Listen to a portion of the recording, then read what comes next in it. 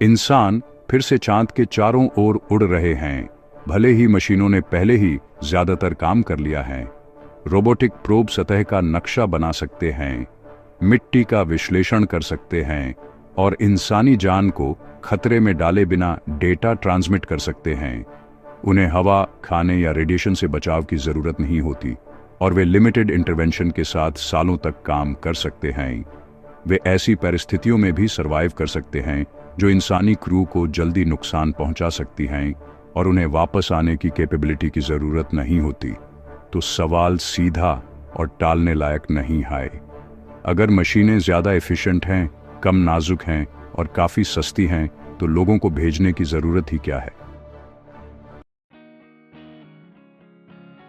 इसका जवाब हमें नासा के आर्टेमिस प्रोग्राम जैसे डूइंगेंट मिशंस में मिलेगा कि आखिर वहां हो क्या रहा है। ये उड़ानें अपोलो की तरह नॉर्मल रिपीट नहीं हैं और ये केवल चांद तक पहुंचने पर फोकस्ड नहीं हैं।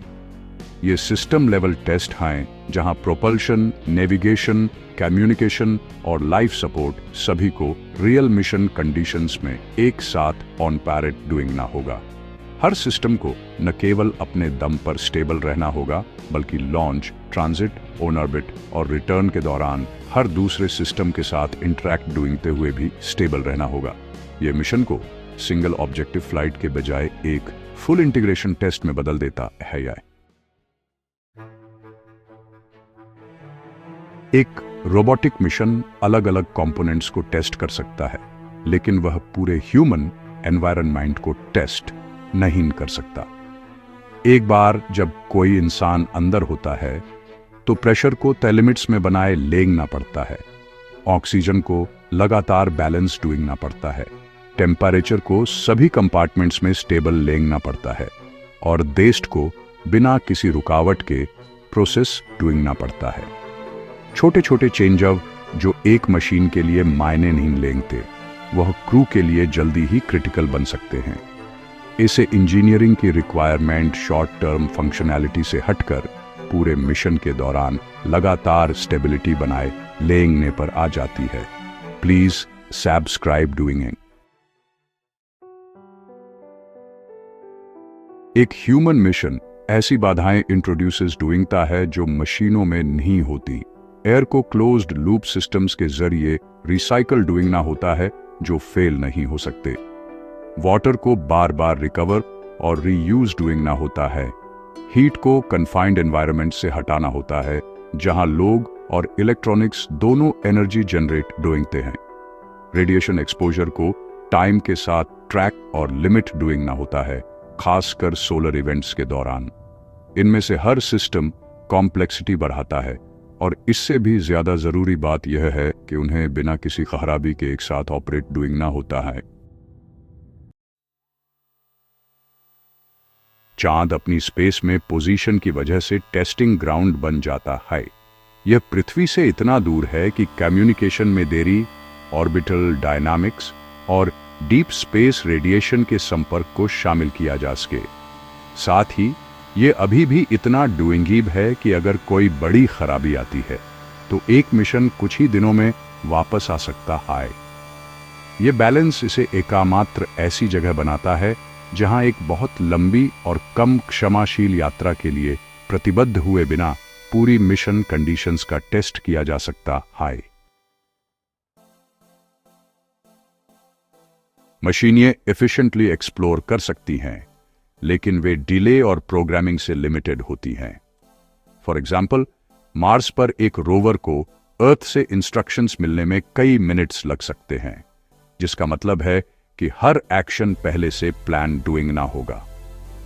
अगर टेरेन शिफ्ट होता है, अगर कोई टूल फेल हो जाता है या अगर कोई अनएक्सपेक्टेड फीचर आ जाता है, तो सिस्टम तुरंत रिस्पॉन्ड नहीं कर पाता।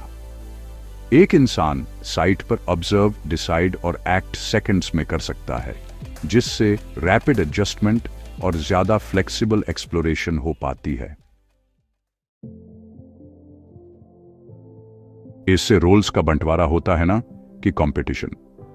मशीनें एंड्योरेंस, प्रिसिशन और हाई रिस्क ऑपरेशंस के लिए इस्तेमाल होती हैं, जहां फेलियर एक्सेप्टेबल होता है। वे लगातार काम कर सकती हैं, बार बार किए जाने वाले टास्क कर सकती हैं और ऐसे एनवायरनमेंट में जा सकती हैं जो इंसानों के लिए खतरनाक होंगे। इंसान जजमेंट, एडेप्टेशन और सिस्टम्स में इंटीग्रेशन के लिए इस्तेमाल होते हैं। वे अनएक्सपेक्टेड कंडीशंस को समझ सकते हैं, इक्विपमेंट रिपेयर कर सकते हैं और रियल टाइम में मिशन के ऑब्जेक्टिव्स को एडजस्ट कर सकते हैं। पर इस मिले जुले तरीके से एक बड़ा खर्चा बढ़ जाता है। इंसानों वाले मिशन के लिए जिंदा रहने वाले सिस्टम्स पर बहुत ज्यादा वजन लगता है। लॉन्च किया गया हर 1 किलोग्राम जिंदगी को सपोर्ट डूइंग ना चाहिए, जिसमें खाना भी शामिल है, पानी, ऑक्सीजन, शील्डिंग और वापस घर आने की क्षमता। ये सब लॉन्च की लागत और पूरे सिस्टम की पेचीदगी दोनों को बढ़ाता है। एक रोबोटिक मिशन को ओनली एक मकसद के लिए ऑप्टिमाइज किया जा सकता है, जिससे उस खास काम के लिए साइज और लागत कम डूइंग में मदद मिलती है, साथ ही एफिशिएंसी भी बढ़ाती है। ये टारगेटेड एक्सप्लोरेशन के लिए अच्छा है, पर इससे एक लॉन्ग टर्म लिमिटेशन बन जाती है।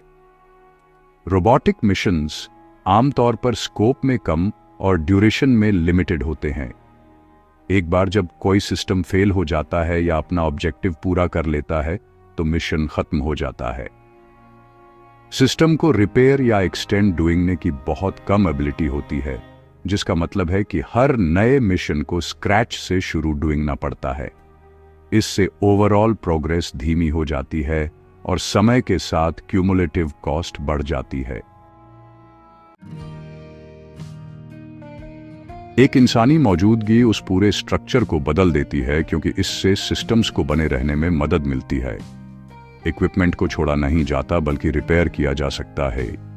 एक्सपेरिमेंट्स को नए मिशन का इंतजार डूइंग के बजाय रियल टाइम रिजल्ट्स के हिसाब से एडजस्ट किया जा सकता है। इंफ्रास्ट्रक्चर को चेंजने के बजाय यूज 2 टाइम या इस्तेमाल किया जा सकता है और बढ़ाया भी जा सकता है। समय के साथ एक्सप्लोरेशन अलग अलग कोशिशों से हटकर लगातार चलने वाले ऑन पैरेशंस में बदल जाता है, जो पिछले सभी कैमों पर आधारित होते हैं। अगले 5 साल इस चेंजाओ को और साफ शो नासा, येसे और जैक्सा जैसे पार्टनर्स के साथ मिलकर अराउंडियन स्पेसक्राफ्ट और लूनर ऑर्बिट में गेटवे स्टेशन जैसे सिस्टम्स डेवलप कर रहा है। ये सिर्फ एक बार यूज के लिए नहीं बनाए गए हैं। इनका मकसद बार बार होने वाले मिशंस, लंबे समय तक रुकने और वक्त के साथ और कॉम्प्लेक्स ऑन पैरेशंस को सपोर्ट डूइंग ना है। सीधे शब्दों में कहें तो वे चांद के चारों ओर एक परमानेंट प्रेजेंस के लिए फाउंडेशन रख रहे हैं। उसी समय प्राइवेट कंपनियां बड़े बड़े ट्रांसपोर्ट सिस्टम बनाने में लग गई हैं, जो ज्यादा वजन कम खर्च में ले जा सकें। इसका मकसद है लॉन्च को और तेज डूइंग ना और स्पेस में सामान पहुंचाने का खर्च कम डूइंग ना। और जब खर्च कम होता है तो इससे एक्सप्लोरेशन का पूरा तरीका ही बदल जाता है, क्योंकि इसका मतलब है ज्यादा मिशन, ज्यादा टेस्टिंग और मिशन के बीच जल्दी जल्दी नए मिशन शुरू डूइंग ना। जैसे जैसे लॉन्च की फ्रीक्वेंसी बढ़ती है, एक्सप्लोरेशन अब कम रेयर इवेंट्स जैसा लगता है और ज्यादा ऑनगोइंग ऑन पैरेशंस जैसा लगता है। एक मिशन के अकेले काम डूइंग के बजाय एक ही टाइम पर कई सारे मिशन होते हैं, जो सभी शेयर्ड इंफ्रास्ट्रक्चर से सपोर्ट होते हैं। कम्युनिकेशन नेटवर्क्स, पावर सिस्टम्स और ट्रांसपोर्ट व्हीकल्स एक साथ जुड़ने लगते हैं, एक कनेक्टेड ऑन पैरेशनल सिस्टम बनाते हुए, बजाय सिर्फ अलग अलग प्रोजेक्ट्स के। इस एक्सपेंशन से नए तरह के रिस्क भी आते हैं। जब सिस्टम्स इंटरकनेक्टेड हो जाते हैं तो एक जगह की खराबी कई मिशंस को अफेक्ट कर सकती है। पावर, कम्युनिकेशन या ट्रांसपोर्ट में कोई भी रुकावट ऑपरेशंस में कैस्केड कर सकती है। इसलिए सिस्टम्स को रिलायबिलिटी और फॉल्ट टॉलरेंस के लिए डिजाइन डूइंग जरूरी है, ये सुनिश्चित डूइंगते हुए कि वे पार्ट्स खराब होने या फेल होने पर भी काम डूइंगते आ रहे। मिशन प्लानिंग भी इस मॉडल में बदल जाती है। एक लैंडिंग साइट अब सिर्फ एक डेस्टिनेशन नहीं रहती, यह एक ऐसी जगह बन जाती है जहां इक्विपमेंट इकट्ठा होता है, ऑपरेशंस बार बार होते हैं और हर मिशन के साथ कैपेबिलिटी बढ़ती है। रोबोट्स पहले से ही साइट्स को तैयार कर सकते हैं, जैसे कि टेरेन मैप डूइंगना और इक्विपमेंट लगाना, जबकि इंसान बाद में आकर ऑपरेशंस को आगे बढ़ाते हैं और सिस्टम्स को रियल टाइम में एडजस्ट डूइंगते हैं। यह लेयर्ड अप्रोच एक्सप्लोरेशन को बाहर की ओर फैलने देता HAI। चांद के चारों ओर टेस्ट किए गए सिस्टम्स को मार्स और यूएस के आगे के मिशंस के लिए ढाला जा सकता है, जहां दूरी, रिलायबिलिटी और सेल्फ सफिशिएंसी की इंपॉर्टेंस को बढ़ा देती है। वही स्ट्रक्चर अप्लाई होता है, लेकिन उन सिस्टम्स पर और भी ज्यादा जोर दिया जाता है जो अर्थ से डायरेक्ट सपोर्ट के बिना लंबे समय तक इंडिपेंडेंटली काम कर सकें। प्रैक्टिकल टर्म्स में जो चेंजता है वो है एक्सप्लोरेशन का स्ट्रक्चर खुद। एक मशीन को एक काम पूरा डूइंगने और मिशन खत्म डूइंगने के बजाय अब सिस्टम्स को एक्टिव रहने, फ्यूचर मिशंस को सपोर्ट डूइंगने और समय के साथ बेहतर होने के लिए डिजाइन किया गया है। ह्यूमंस डिसीजन मेकिंग और एडेप्टेशन के जरिए इन सिस्टम्स की क्षमता को बढ़ाते हैं, जबकि मशीन्स स्टेबिलिटी, एंड्योरेंस और लगातार ऑपरेशन प्रोवाइड डूइंगती हैं। इसका नतीजा है कि एक्सप्लोरेशन अब अलग अलग मिशन की एक सीरीज नहीं रही, बल्कि एक लगातार प्रेजेंस बन गई है। अब सिर्फ डेस्टिनेशन तक पहुंचने पर फोकस नहीं है, बल्कि ऑपरेशंस को बनाए लेंगने, इंफ्रास्ट्रक्चर को बढ़ाने और समय के साथ अपनी कैपेबिलिटीज को इंक्रीज डूइंगने पर है।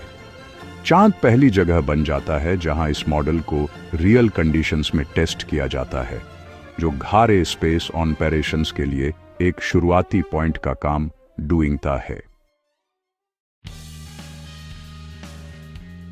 जो पहले लिमिटिंग था वो था वन मिशन मॉडल, जहां हर कोशिश खत्म हो जाती थी और प्रोग्रेस रीसेट हो जाती थी। अब जो चेंज हो रहा है वो है कंटिन्यूटी, जहां सिस्टम्स एक्टिव रहते हैं और पुराने काम पर बिल्ड डूइंगते हैं। इससे faster learning, lower long term cost और अर्थ ऑर्बिट के बाहर कैपेबिलिटी का एक स्टेडी एक्सपेंशन होता है, जो डिफाइन डूइंगता है कि सोलर सिस्टम को नियर फ्यूचर में कैसे एक्सप्लोर किया जाएगा। प्लीज लाइक और सब्सक्राइब डूइंग इट। देखने के लिए धन्यवाद।